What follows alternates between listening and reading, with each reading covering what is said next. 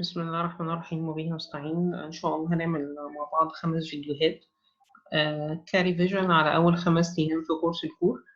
وهو في الحقيقة ده يعتبر الكور، يعني هو ده اوريدي ال5 فيديوهات دول وهيبقى بالنسبة لنا بالفعل هم جزئية الكور بشكل كامل.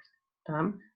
بعيدا بقى عن جزئية السكيورتي، يعني جزئية السكيورتي دي المفروض إن هي حاجة عامة تتعمل في أي وقت، وموضوع الابروفال سايكل والكلام ده كله والبرسوناليزيشن دي برضه في أي وقت، مش تابعة لكورس معين، يعني مش تابعة للكور في حد ذاته. تمام، تعالى كده نقول احنا مفترض ان احنا في الكورس عملنا ايه. خدنا انترودكشن بسيطة وكلام نظري كده بسيط على موضوع الاوريكل كلاود. ايه هو الكلاود ويعني ايه فكرة الكلاود بشكل عام. بعد كده اتكلمنا على اشكال اللاينسز الخاصة بالاوريكل كلاود، اتكلمنا اللي هي في ساس وباس واي اس. اتكلمنا على الاوريكل كلاود ابلكيشن ودي كانت الانترفيس بتاعته. واتكلمنا على بعض الموديول الأساسية اللي موجودة فيه، والفيزز المختلفة أو السيكونس الطبيعية أو اللايف سايكل الخاصة بأي بروجكت، واتكلمنا على موضوع الديزاين وبعد كده الكونفجريشن فيز وبعد كده الفاليديشن فيز، وآخر فيزز اللي هي بتكون الترانزاكشن اللي بيبقى فيها طبعا خلاص اللي أنا هجو لايف، وبعد كده البوست لايف سبورت. وعرفنا طبعا كل موديول المفروض بيأثر في التاني ازاي، واللايف سايكل بتاعت الابلكيشن نفسها بتبقى تامة ازاي، ان هو بيبقى عندي خبر الاساس هو الكور اللي بقدر ابني عليه بعد كده كل الموديول بقى، سواء بير وسواء ابسنت، سواء تالنت مانجمنت. من غير الكور طبعا ما عنديش اي حاجة، ما عنديش اي داتا هقدر اكمل عليها بقية الموديولز اللي انا محتاجها لأي عمل. واتفقنا إن أوريدي إن الكور ده هو بالنسبة لنا، يعني من غير كور أنت أوريدي هتعمل بير ولا إيه؟ إذا كان أنت أصلا هو في الكور أنت بتعمل الاستراكشر بتاع الأورجنايزيشن بتاعتك، بتحدد الشركة دي فروعها فين، الديفيجن اللي هي شغالة فيها أو البيزنس يونت اللي هي شغالة فيها، بتحدد فيها بتحدد فيها كل حاجة، الأقسام اللي موجودة عندك، البوزيشن اللي موجودة، الجريد، بتعمل الانفراستراكشر الخاصة بالشركة في كل حاجة، بتهير الموظفين، بتمانج الداتا بتاعتهم بشكل كامل. كل ده في جزء الكور. يبقى الكور عندي هو الأساس اللي بقدر بعد كده أكمل بقى بقية ال HCM موديول التانية، هحسب رواتب الموظفين اللي هم اوريدي متهيرين على أقسام معينة أو على بوزيشن معينة أو على جريد معينة. فهو من غير الكور ده اتفقنا مع بعض مفيش أي سيستم، يعني هو اوريدي هو البداية الأساسية عندي كراجل شغال HCM consultant. وبعد كده خدنا فكرة بسيطة عن الانترفيس وعملنا مع بعض ازاي تقدر تكريت يوزر، وازاي موضوع ان هي الجنرال بريفرنسز فهمناها يعني ايه الجنرال بريفرنسز مع بعض، وهنبدأ بيها حالا حتى نوع من انواع الريفيجن. واتكلمنا عن حاجة اسمها FCM او Function Setup Manager، تمام، اللي من خلالها بقدر اوصل لبعض التاسكات. هي جايد كامل كده باللايف سايكل بالكامل الخاصة بالإمبلمنتنج لأي بروجكت. وبعد كده شوفنا مع بعض ازاي تقدر تكريت يوزر، ودي مش هتكلم فيها، دي تقدروا ترجعوا لها في الفيديو لأن خطواتها أعتقد إن هي بسيطة وسهلة جدا يعني. تمام. بس يعني وعرفنا مع بعض إن أنا عندي في بعض رول زي الامبلوي دي اللي انا بشوف منها الايتم اللي اسمها مي او الاكونت مي، اللاين مانجر اللي هي ماي تيم، الهيومن ريسورس سبيشالست اللي انا بشوف من خلالها ماي كلاينت جروب، والانتجريشن سبيشالست اللي انا بشوف بيها البي اي. وطبعا بقى في الابلكيشن ادمنستريتور والابلكيشن امبلمنتيشن كونسلتنج اللي انا بقى بشوف منها بقيه العناصر اللي هنا اللي هي سيت اب مينتيننس. وكل ده اتكلمنا فيه. واخر حاجه كانت في اليوم الاول ازاي تقدر تعمل امبلمنتيشن بروجكت. دي كده كان البلان بتاعت دي 1 عندنا كانت ماشيه ازاي تكريت امبلمنتيشن بروجكت، واخر حاجه الاوفر فيو، التاسكات اللي منها تم واللي متمش. طيب تعالى نشوف الكلام ده بقى عملي كده بيتعمل ازاي. طبعا انا هنا داخل على ده تيست انستنس مش ديمو، وقدرنا نفرق قبل كده ازاي برضه في التيست والديمو. الديمو بيبدأ عندي ان هو هيكون في كلمة ديمو، اوريكل ديمو، ده اوريدي اسم الشركة واسم الاورجنايزيشن نفسها، وبعد كده اوريكل كلاود دوت كوم. دخلت باليوزر نيم، ده يوزر اوريدي. لو في اي ايرور ولا اي حاجة هعمل ريفرش بسيطة كده.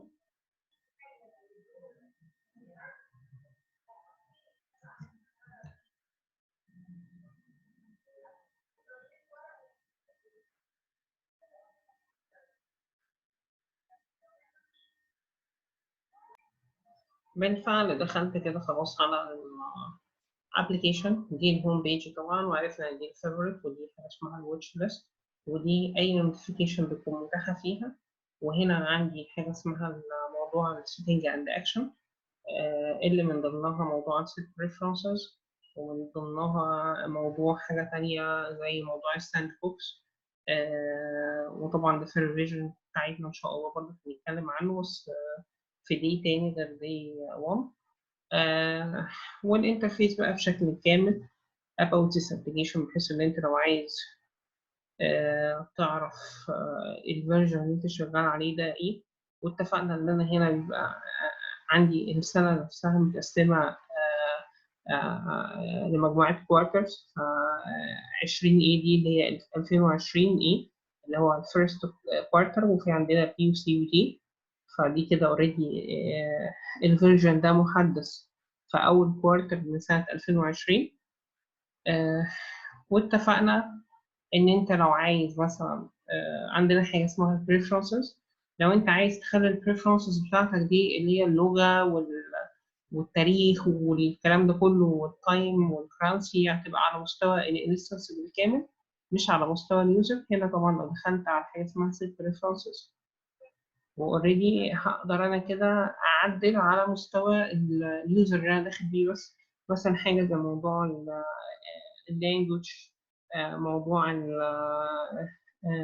نيجي نعمل حاجه زي مثلا الريجنال بتاعتي، هعدل منها الوقت والتاريخ والكلام ده كله، الديت فورمات والتايم فورمات والتفاصيل دي.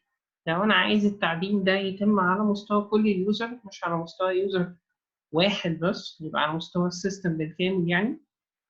اتفقنا مع بعض ان انا بدخل من هنا عندي حاجه اسمها سيت اب اند مينتيننس،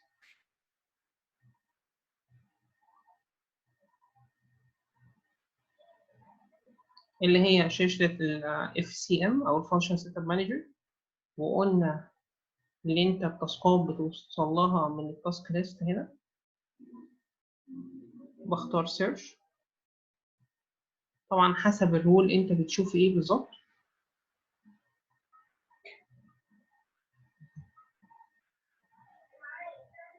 set user general preferences، كده ال preferences دي هتتم على مستوى كل اليوزر اللي موجودين عندي. اللانجوج الأساسية American English، الديسبلاي نيم American English، الديت فورمات اختار الديت فورمات اللي يريحك. لا أنا عايزة تبدأ بالدي، وبعد كده المانث، وبعد كده الير، زي الشكل ده 9/5/2020 مثلا. بس خليها تبقى الفورمات الكاملة بقى بتاعت الير، زي 9/5/2020، خليها بالشكل ده.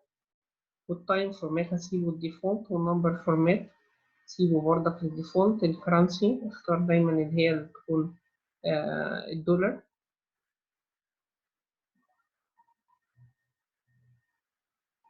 اعتقد هي الديفولت اصلا.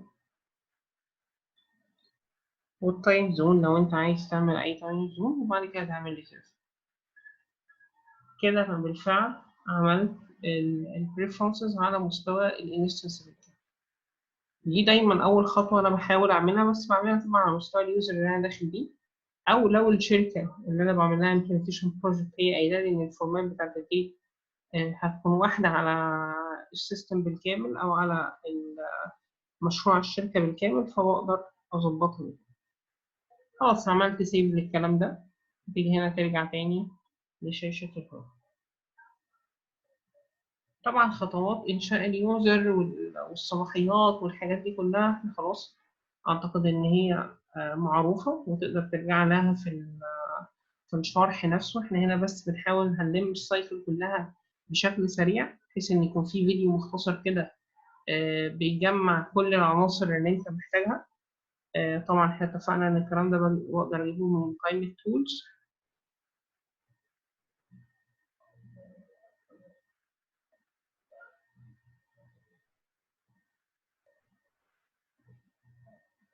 الشاشة لو بتختفي عندك بسرعة هاتها من تولز من هنا ومنها Security Console. الكلام ده خلاص أعتقد إن هو واضح جدا، وتقدر تكريت اليوزر بقى وتديله كل الصلاحيات اللي أنت محتاجها. هنا طبعا دي Security Console أقدر أوصل منها لليوزر. لو في صلاحيات معينة عايز أضيفها لليوزر الحالي اللي أنا داخل بيه عادي هسيرش عليه. أنا داخل يوزر اسمه HR.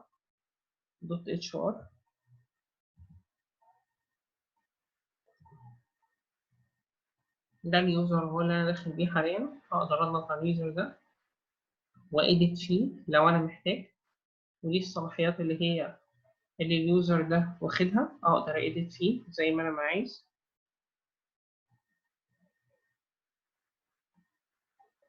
لو في أي صلاحية أنت مديها له ومش فعالة بتقدر تفعلها.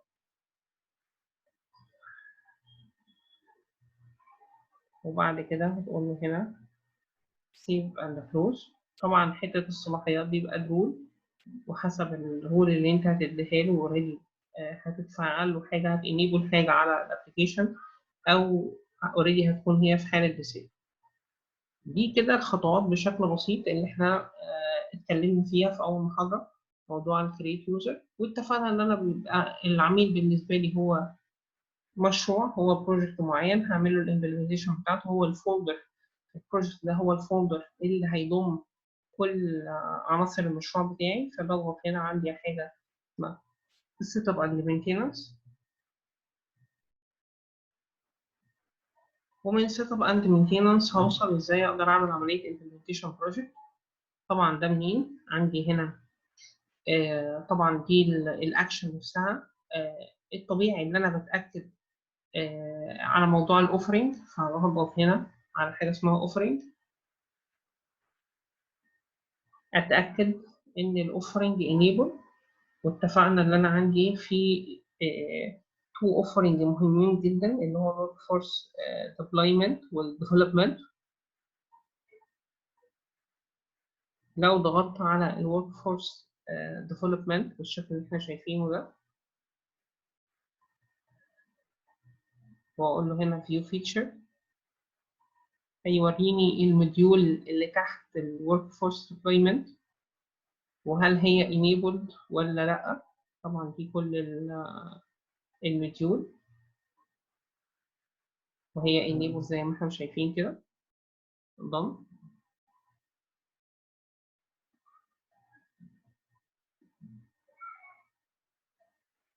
دي الديبلويمنت اتفقنا عليها. واتفقنا برضك ان انا عندي حاجه اسمها ورك فورس ديفلوبمنت، بيبقى فيها التالنت وبيبقى فيها performance والكارير، بيبقى فيها بعض الموديول برضك اتاكد ان هم بالفعل معمول لهم enable. تمام، الدنيا enable زي ما احنا شايفين. هقول له ده.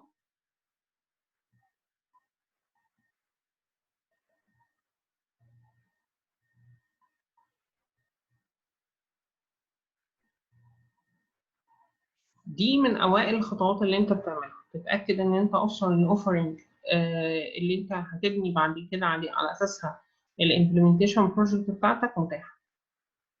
نرجع تاني لسيت اب اند مينتيننس، ومن موضوع التاسك ليست هنا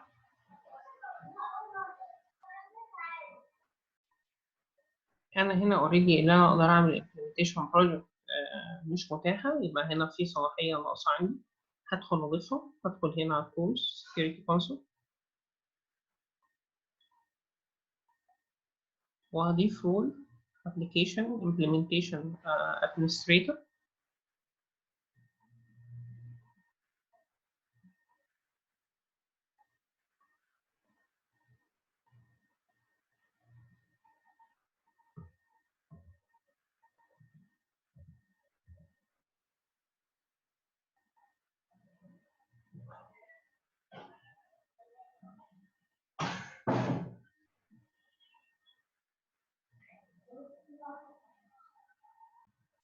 بالفعل هنا محتاج بعض الصلاحيات application implementation consulting ومحتاج application implementation administrator، فهنضيفهم مجموعة الرولز دي اوريدي مش متاحين زي ما احنا شايفين اهو، الرول دي مش موجودة.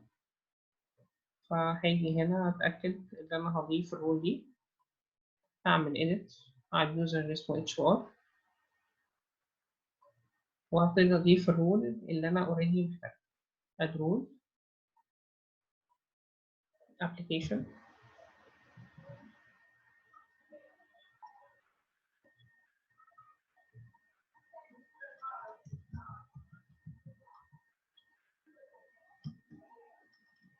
implementation administrator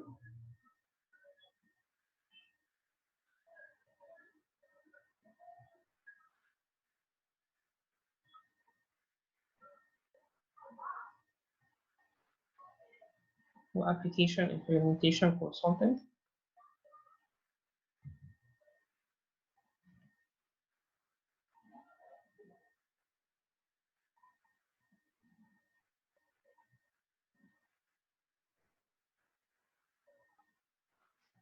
وهقول له done.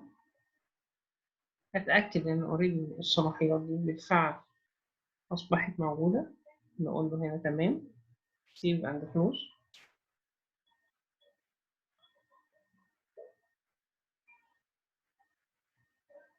done.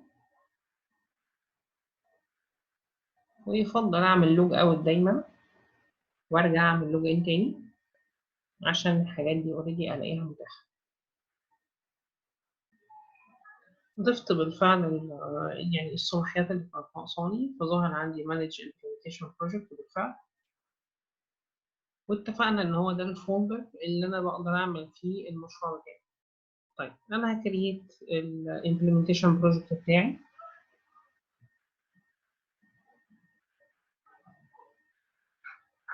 ال implementation project بتاعي هسميه XX، وده هيكون نيم convention للمشروع بالكامل اللي بعد كده بكل التاسكات المتاحة فيه CSS،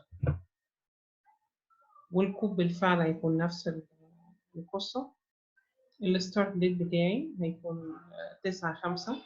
هخلي برضك التاريخ عندي سنة 2005، يكون حاجة ثابتة، يكون 1/1/2005. ده هوحد التاريخ على المشروع بالكامل. الفينش ديت هسيبه يتاخد الديفولت بتاعه، وبعد كده أعمل نيكست.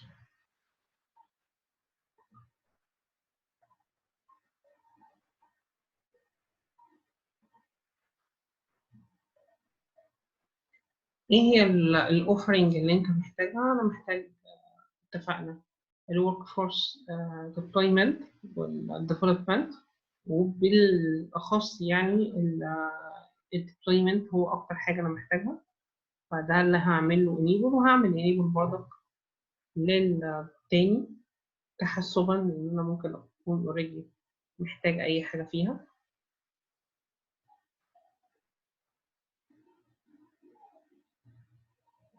الابسنس بقى، وهفعل اغلب الموديول المتاحه جوه.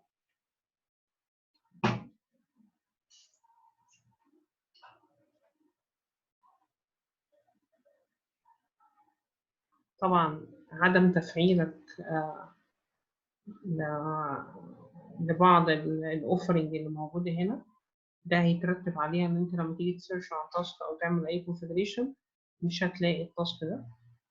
فانا بفضل اوريدي طبعا خلاص حسب الديل مع العميل مفعل ايه، بتبتدي انت اوريدي تفعل الحاجه اللي هو دافع عليها فلوس،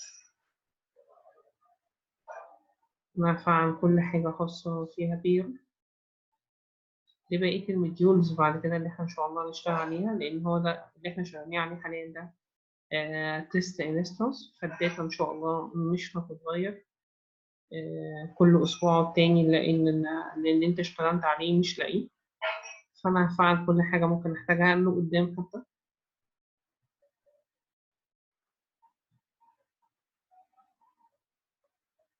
تمام. وبعد كده هقول له save and open project.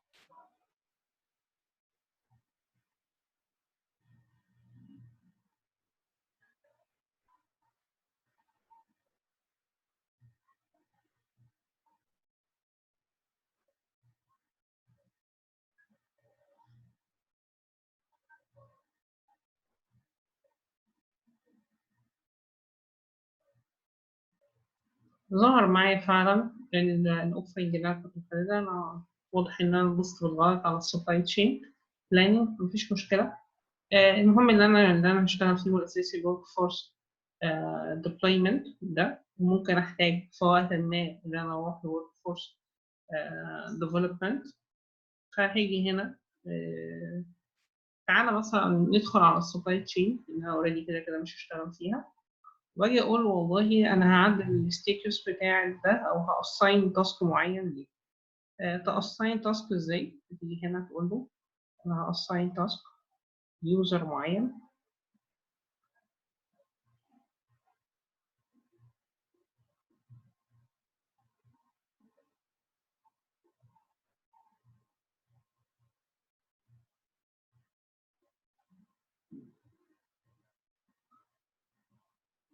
وناد يوزر. طبعا انا مش ضايف اي يوزر، انا هبتدي اشتغل على الداتا اللي حد اوريدي ممكن يكون اتعامل فيها. مثلا هسيرش عن حد اسمه احمد،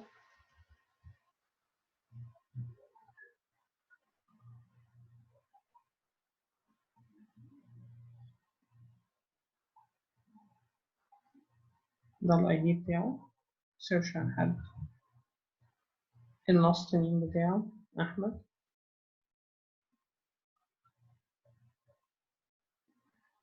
تمام. تعالى ناخد كام واحد، كام يوزر، نقول له هنا apply. دول كلهم هيكونوا مسؤولين عن التاسك ده، واقول له هنا save and close. يبقى انا هنا عملت assignment لمجموعة تاسكات ليوزرز محددين، وتعالى على التاسك ليست دي او مجموعة التاسكات دي نيجي في الستيتس بتاعتها نخليها ان هي completed. وتعالى برضك على مجموعة التست last tasks دي ونخليها ان هي in progress.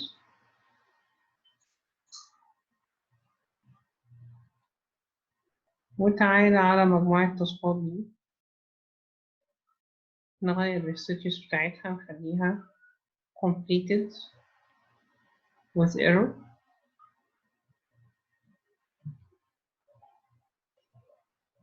وأقول له done.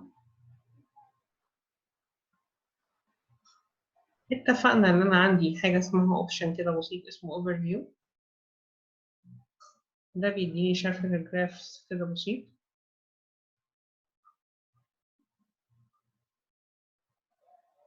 بحيث إن أنت منه تقدر تكون عارف قد إيه اللي خلص من المشروع بتاعك، مين اللي معمول assigned، الوقت بتاع المشروع ده المفروض إنه هيخلص قد إيه، إمتى بالظبط. assignment task مثلا السبلاي تشين بلاننج أهو، هو اللي فعلا بالفعل فيه تغيرات. الريسورس ستيتس دول الأشخاص اللي واخدين التاسكات، وال HR.HR ده واخد أكتر حاجة. وهنا الستيتس بتاعت كل حاجة موجودة، completed هتكون فين وال in progress هتكون باللون إيه. assignment detail نخليها في الشكل اللي فيه الجرافس this week.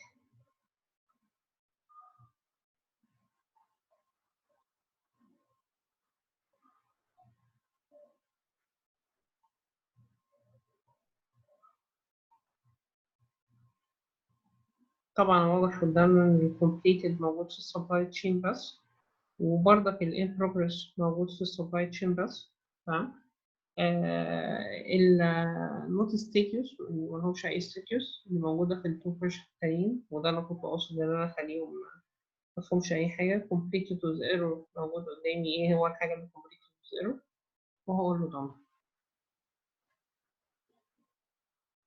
done تاني.